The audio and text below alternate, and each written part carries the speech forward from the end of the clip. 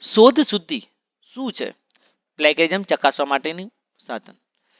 પહેલ, શોધ શુદ્ધિ કઈ સંસ્થા દ્વારા અમલમાં આવ્યું છે? યુજીસી દ્વારા. શોધ શુદ્ધિ કઈ ટેકનોલોજીના ઉપયોગ કરે છે? ટર્નિટી. હાલમાં ડ્રીલબીટ. શોધ શુદ્ધિ યોજના ક્યારે શરૂ કરવામાં આવી હતી? 2019માં. શોધ શુદ્ધિથી કોણ લાભ લઈ શકે છે?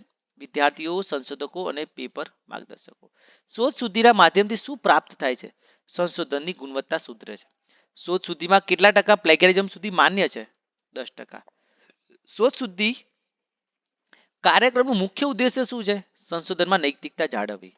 શોધ શુદ્ધિનો ઉપયોગ ક્યાં સૌથી વધુ થાય છે? યુનિવર્સિટીમાં. શોધ શુદ્ધિ હેઠળ કઈ પ્રક્રિયા ફરજિયાત છે? થીસીસને અપલોડ કરવી. શોધ શુદ્ધિ દ્વારા મળતું રિપોર્ટને શું કહેવાય છે? Similarity report. શોધ શુદ્ધિનો લાભ કેટલા વર્ષ સુધી માન્ય રહે છે? હંમેશા. શોધ શુદ્ધિ કઈ વેબસાઇટ પર ઉપલબ્ધ છે?